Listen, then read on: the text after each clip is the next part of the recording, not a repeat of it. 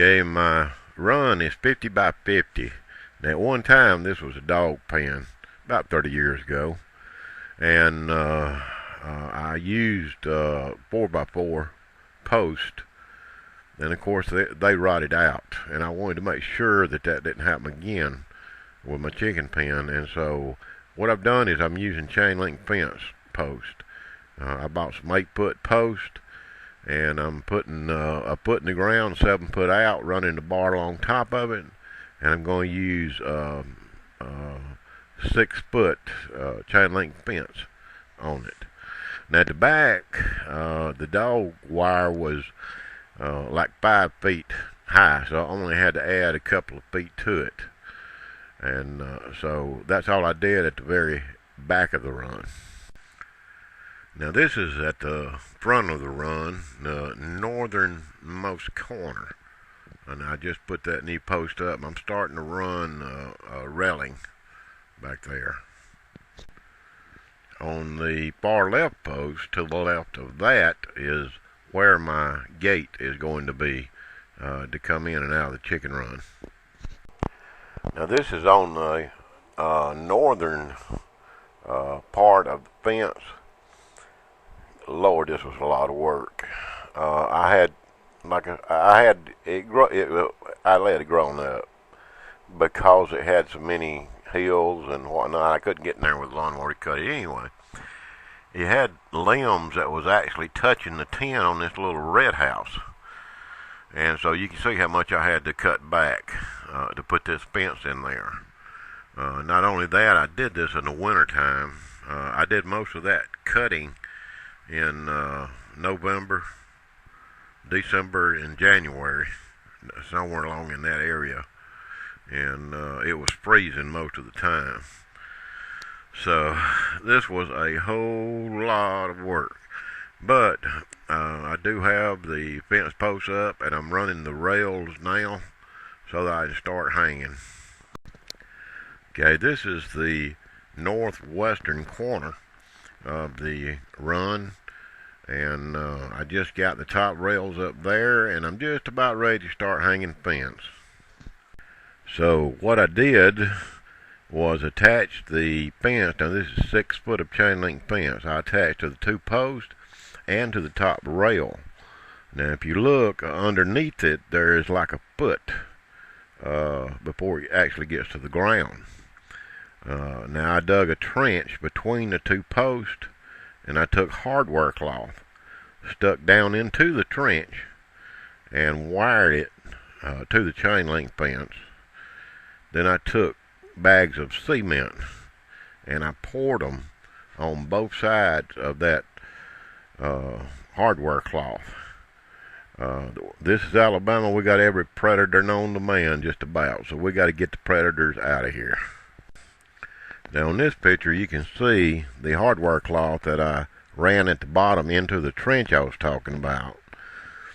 Now also I chose to go ahead and go with the chain link fence gate. Now the problem with that is I don't care how you put it up, you're going to have like a 2-inch gap on both sides, and so small predators can still get in there. So I had to come up with a way to prevent that from happening, and what I've done is I used wood. You can see it a little bit better in the next picture. What I did was use 2 by 4 on the open side, and on the hinge side I used a 2 by 2, but I put them in the gap there, the 2-inch gap, slid them all the way to the ground, and then I used water hose clamps to actually clamp them to the pole to make sure that they wouldn't move. And my fence actually comes up and touches them.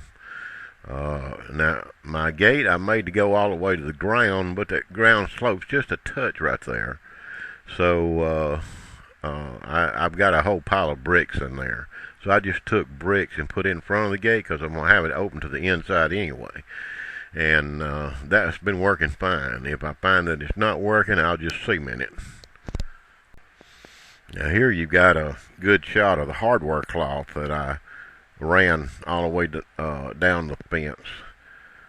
Also, This is the red coop I was talking about in my other movie, How I Built My Chicken Coop.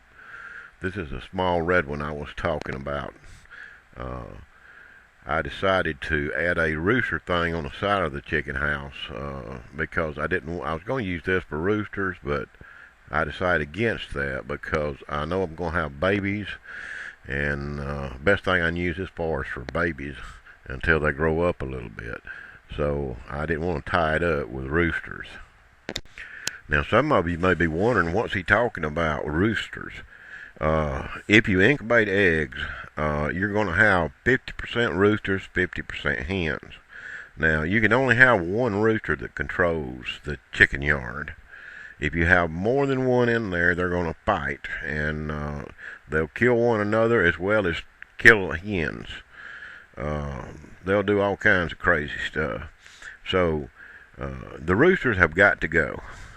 Whether you slaughter them and put them in the freezer and eat them, or you sell them, or whatnot, you're going to have to raise them up so far until you know for a fact that they're roosters and this, that, and the other. But the roosters have got to go. That's what I'm talking about roosters.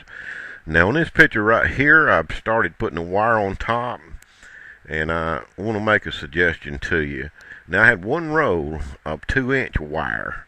I put it on there and it worked great. It stretched good, it looked good, everything was good. And then I had about 4 rows of this 1-inch wire. And so then I started using the 1-inch. The 1-inch is too heavy. It sags. It don't stretch well. If I had it to go over again, I'd use the 2-inch chicken wire on the top all the way, because that's what looks good and that's what will be there for a long time. Now something that other people do, they use bird netting. That you don't want to do either, because that's plastic and it's going to stretch, and you're going to continuously have to stretch it back out, because it's going to sag. It's going to sag. Well, it stretches too and sags, and so you're not going to be happy with that. Now because of the sagging, I had to put me some poles inside and run me some 2x4s on top to kind of hold the wire up, because that 1-inch, like I say, is too heavy and it's going to sag, and you cannot stretch it. If you stretch it enough to try to get it straight, you're going to pull your poles over. You're going to bend them chain link fence poles. Whether you believe it or not, I tried it and that's what happened, and I had to replace one. So I had to do it this way so that I could kind of hold the wire up a little bit, because I had so much time and money into it that I wasn't going to go back and take it all down and put the 2-inch up everywhere. You mean the 1-inch will do fine, it's just going to sag, so you got to do something to correct that. Now this is out in the middle of my run, and I used 2 2x4s. Now these are 8 foot long. All I done is just put them up there and screwed them to the post. Of course, I put the post in cement. But the reason I put 2 up there is, it's right, like I say, it's right in the middle, so it'll help hold that wire up. Plus, I'm going to have to fix toys for the chickens. Now, what I mean by toys, they love a swing, so I'm going to build them a swing. And also, like you can take corn or something like that and hang it from there, and they love something like that to play with and peck and eat. So I'm going to do stuff like that too. So by doubling it like this, it gives me options to do things of that nature. Now this is where that I put that one roll of 2-inch that I had on there. Now you see how nice and straight and pretty that is? I wish my whole pen was like that, but unfortunately it is not. But the 2-inch is just right. It stretches well, but it won't sag because it's not real heavy. But yet it's heavy enough to keep predators out. Ain't nothing get in there. But that's what I would suggest to you if you're putting a top on there, is to use a 2-inch chicken wire. Now I put these two pictures side by side to explain something to you. As you can see on the left picture, I did put them a long run all the way down to the ground. And I already had it made, already attached it, everything. Then I got to thinking, I built 2 or 3 chicken houses, and chickens really don't like that long run. Now they will become used to it eventually, but you'll usually have to stick them in the chicken house yourself 2 or 3, 4, 5 times before they will finally start getting used to it. And what I decided to do on the right picture is what I did. I built them a little porch, and they can come out on their little porch and they can look around, and if they're happy they can go down a little bitty chute down to a second porch, and then they're only a foot off the ground and fly to the ground, or they can come down another little bitty runway and come on down to the ground. When you do it that way, they're happy right off the bat, so you only have to show them once and they usually got it. If you got a long runway, then they're not really comfortable with that too much. Now here's a side picture of the 2 little porches and the little runway coming down, which the chickens love. But now my daughter says that I spoil them, and I'm sure that there's a lot of truth to that. But I just want my chickens to be comfortable, not to be afraid. If they're not afraid, then they're going to live longer, they're going to be healthier, they're going to lay you more eggs. So, yeah, I do spoil them to some degree, but I try to keep them comfortable. Now this is a straight-on shot of their porch and their runways. And I actually, when I turned them out for the first time, was in February. And the 14th, I believe, in fact. But it's still, February is the coldest month we have here in Alabama. And I had a 5-gallon water, you can see right there. And I remember reading somewhere where somebody was saying something about using a light bulb to help, they put inside a brick or something. I forget now, but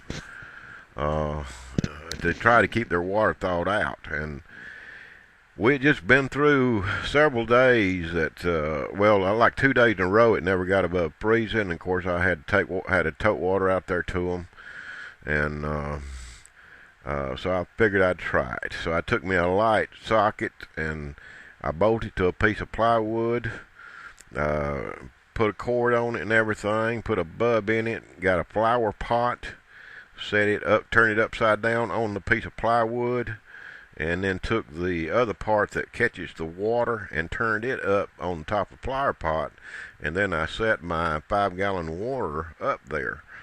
Now, after I did that, now that seemed to work, and I think it did, but after I did that, I didn't never have a day that stayed freezing the rest of the month, you know, all day long and all night and back the next day.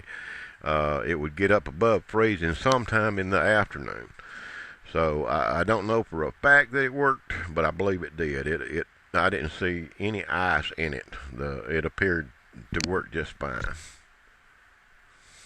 You know, I told you I was going to build them a swing to play on. There it is. In fact, in this particular picture, when I snapped that, I had one setting on the swing, and I had another one that was jealous of that one sitting on the swing, and so she flew up to be on there with the other girl, I guess. But anyhow, it rocked them both off of there, and so they both hit the ground when that second one flew up there. But yeah, they have fun on their little swing. Now, something else I did, it gets hot in Alabama in the summertime, but chickens must have water, and they're going to drink a lot of it when it's real hot. And so I bought a child swimming pool and put it in the corner, and I keep it. And of course, I change the water. I don't just leave the same water in there, but I want to make sure that they got plenty of water. I also have a oil drain pan that I bought at Walmart. Of course, never had oil in it before. That I set down, and I keep it full of water for them. In addition to that 5-gallon one that you've seen in the other picture. But yeah, they've got to have water. If they don't have water, they will die. Something else I did. Now I'm not going to tote water if I can help it. And it takes two garden hoses, two 50-foot hoses, to get out there to service the chicken pen. And I got chain link fence between my house and the chicken pen, so it's got to go across the top of that fence. And then I got to stick it through the door or whatever, and to service the chicken pen. So I got tired of that crap, because every time I cut grass, I have to take all that loose or take it down, cut the grass, and lay all that back out. So what I done, I got me some PCV pipe, and I bought me a 25-foot section of garden hose running through the PCV pipe, put it all together, hooked it to the side of the house, hooked it to the chain link fence on my side. Then I took the second garden hose and put it on the inside of the pen, and now all I have to do is unhook the hose pipe that goes from my house. Now I have to leave it laying on the ground. I don't have a choice there, unless I want to get a backhoe in here and bury it or something, and I'm not going to do that. In this picture, you may can see it a little bit better, but this strip down through here, I must cut with my lawnmower. And of course, I grow tomatoes right next to that fence there, the chain link fence to the left. And the garden hose, I have to disconnect it, like I said, and all that. So like I've got it now, it's up in the air, and I can just disconnect it one place there at the fence, roll it up on the side of the house, which I'm fixing to show you a picture of it rolled up on the house. Go ahead and cut my grass on both sides, no problem. And then I just lay it back out, and I leave it for a week, lay it out on the ground. Now this picture shows you where I hooked it to the side of the chicken coop, and then I dropped that hose pipe down through the chicken wire on the top, and I dropped it down through into the chicken yard, and then I hooked my second hose to it there. I don't know if you can see the second hose there very well. It's late in the afternoon when I took this picture. The girls were all about to go on the roost, but when I come up to take that picture, of course, they come running out to see what I was doing, because they thought I may have some treats for them. And chickens, they want something to eat anytime, all the time. And when I get ready to cut the grass between my house and that chain link fence, all I got to do is disconnect the hose pipe there at the chain link fence, and I've got a little bracket made on the side of my house where I can roll that hose up, and then I can cut grass there as well as in front of the chicken pen where I showed you a while ago. Then I don't have to worry about anything. I'm just disconnecting one thing, that's it. And I can leave it right there until chickens need water again, and I just take it and stretch it out, hook it back up at the chain link fence, and I'm good to go again. Thanks for watching.